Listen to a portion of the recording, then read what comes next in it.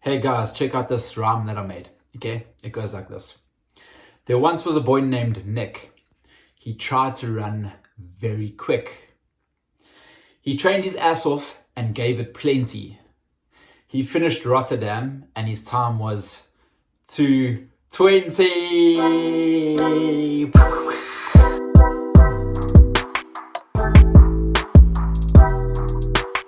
Guys, check it out. 2:20. Honestly, what a day. It's been over a week now. It's been over a week now, and I've had a lot of time to digest what has happened and what happened in the race. It feels like I have done the race yesterday. I remember every little bit of it. And today I'm going to share exactly what went right with you, what went wrong during the race. No marathon goes perfect, as we know. And there's three very, very big key learning points from this race that I will share with you. I'm going to just talk through the race, and you can skip ahead to any chapter. In the description, there'll be different chapter points. But yeah, I'm going to relive the moments, share it all with you today. And like I said, it's been over a week, and man, it's a weird feeling. Like, honestly, I am over the moon. It's a 4-minute PB, and what an incredible block it was. And what a good race it was at the same time. But having said that, I am bloodthirsty now to break 2:20.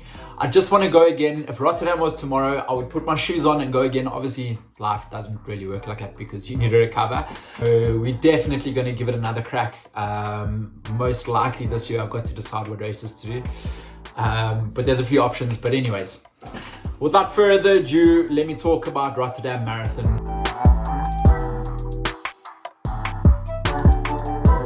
So the drama started at the beginning pretty much. Matt and I went to the start. So we emailed the race organizers before, because I can't even remember what predicted time I put down. I think I put down something like 2:19:59. All right. I think it was literally just 1 second under 2:20. Okay. So we got start waves number 1, and our race numbers were a number apart. So we thought, perfect. You get elite, and then right behind elite is start wave number 1. However, this is the first curveball, right?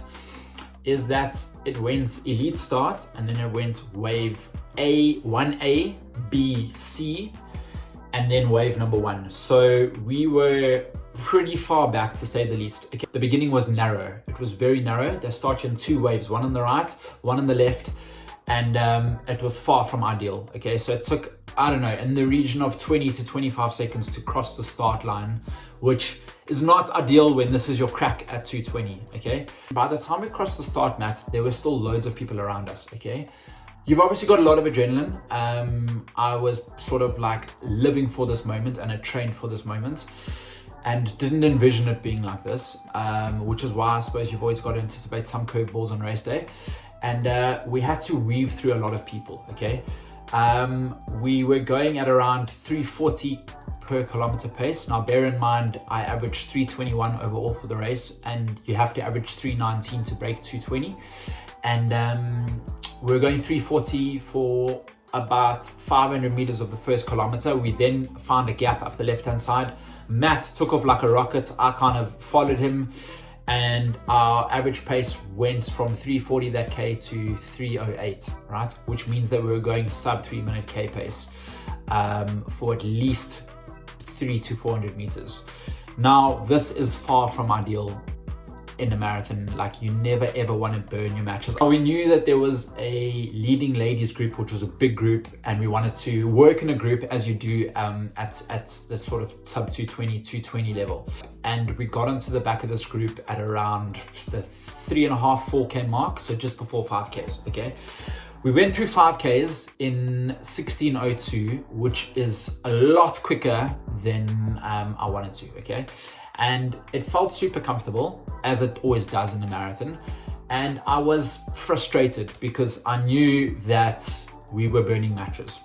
And I knew that it honestly felt like I was walking. It was super comfortable, but that's how it should feel in the beginning. And, I should never have gone that fast. I wouldn't have changed the thing though. We needed to get onto the back of that group. Okay, if we didn't do that, we would have got stuck behind people for quite a long period of the race, and it would have just been me and Matt like trying to work past people rather than getting into the group of people we knew that were targeting similar goals to us. Anyways, got onto the back of that at the 5K mark, so absolutely flying. At that stage, the race predictor calc said 2:15, so like way quicker than we should have.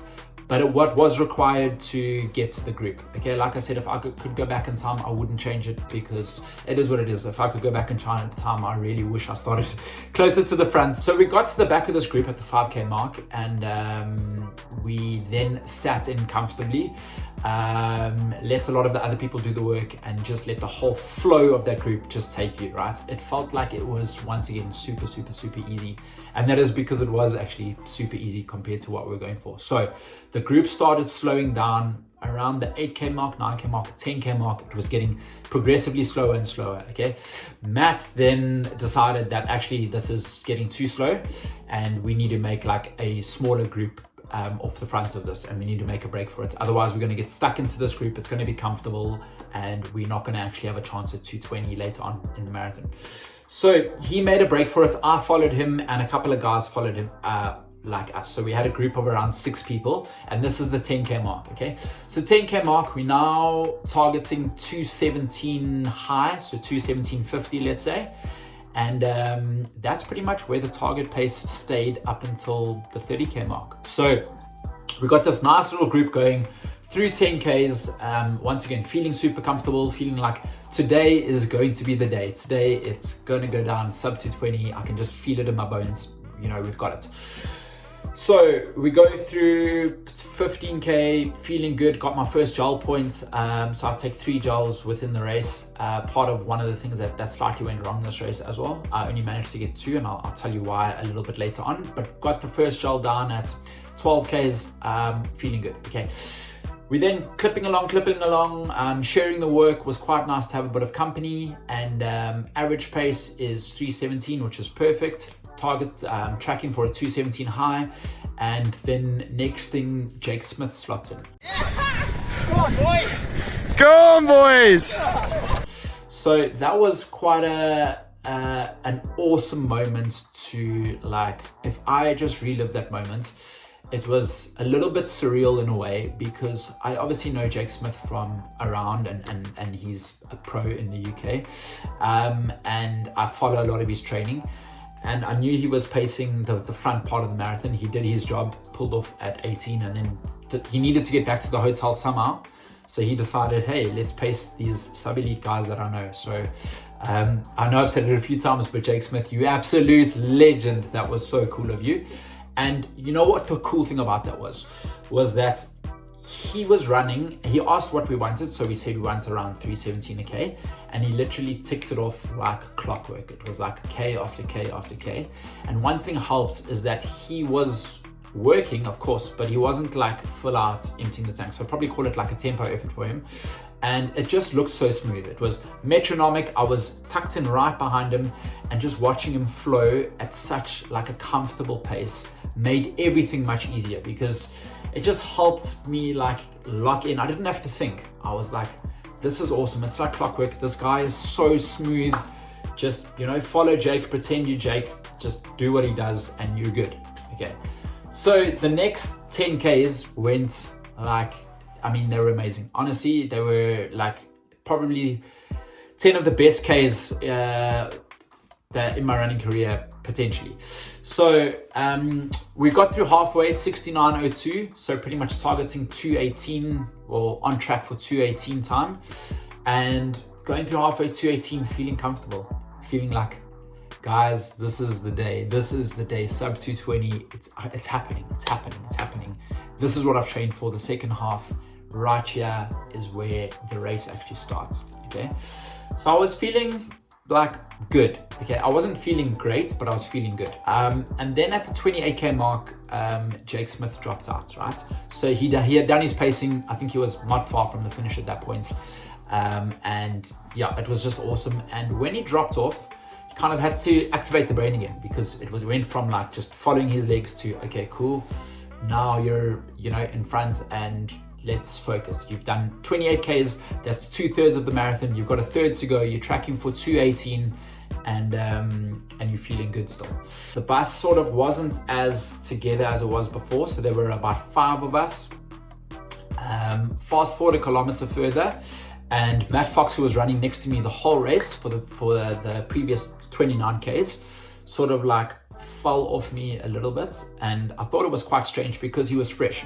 He was super fresh, and I knew he had a lot to give, and I knew sort of this is his day as well. So he fell off, which was strange, and I know he's had an issue in the past with cramping, and I was just hoping it wasn't cramp. So I then peeled back off the group. He wasn't far behind. He was maybe 15 meters. He then caught up to me, and we started going again quite nicely, right? So we started going towards the group. At that stage, the group kind of imploded, and there was no group. Let me not lie, that everyone was sort of like every man for himself, and this is the 29K mark, okay? So we kind of like got into a group again, Matt and I, and then at exactly the 30.3K mark, Matt stopped completely. Unfortunately, he cramped.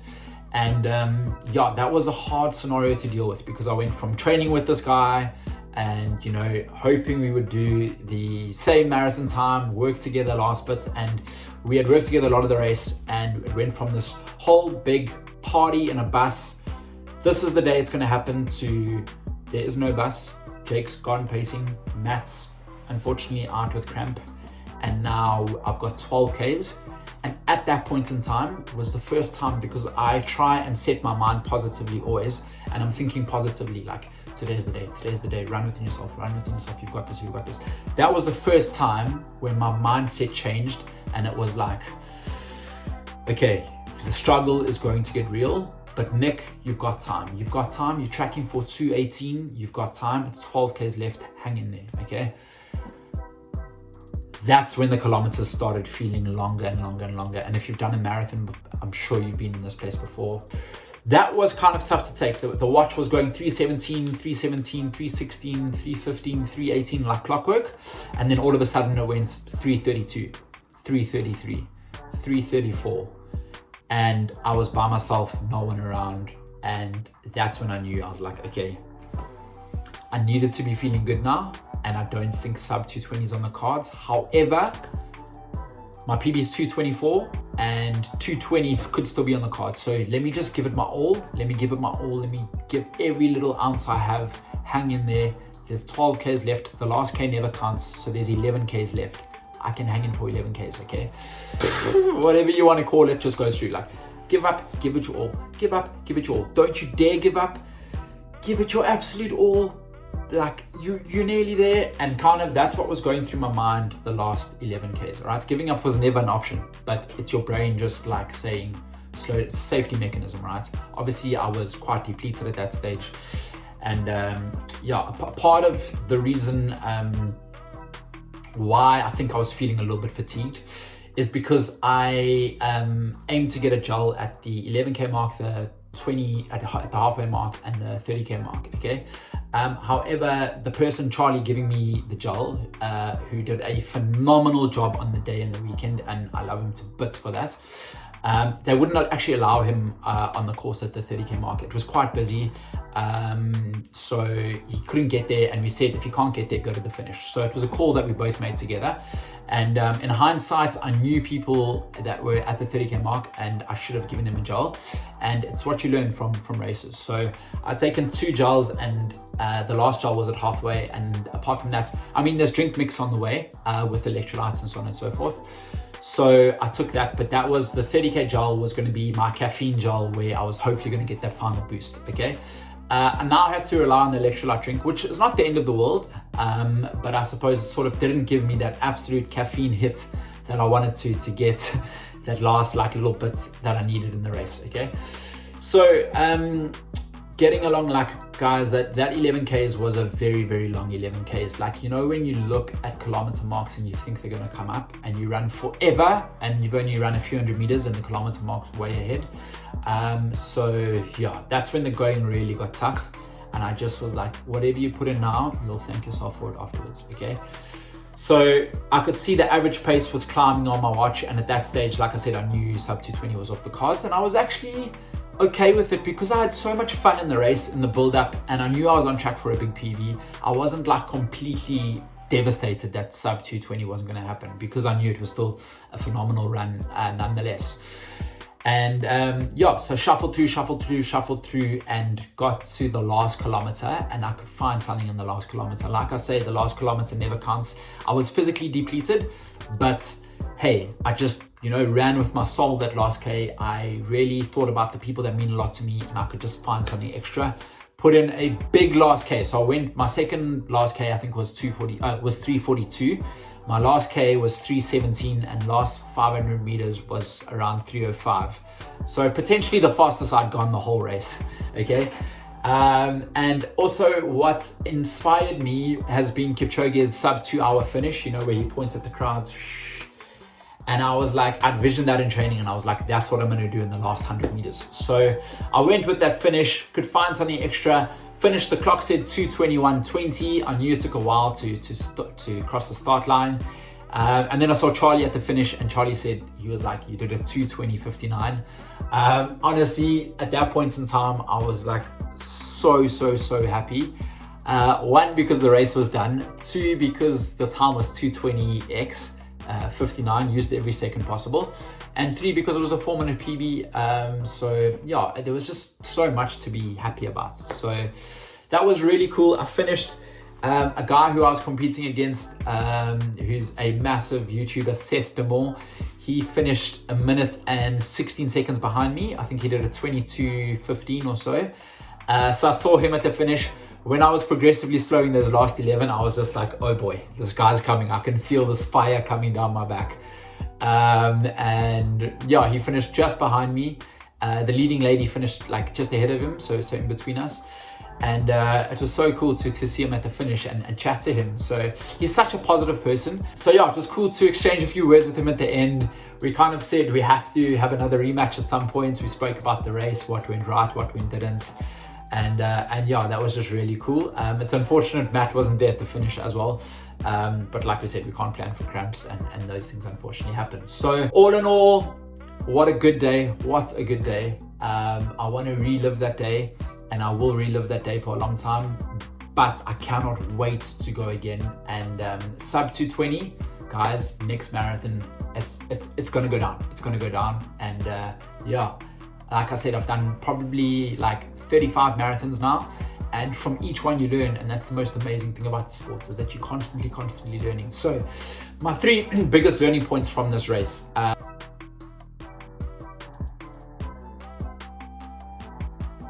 Number 1 is to put a slightly quicker predicted time, okay?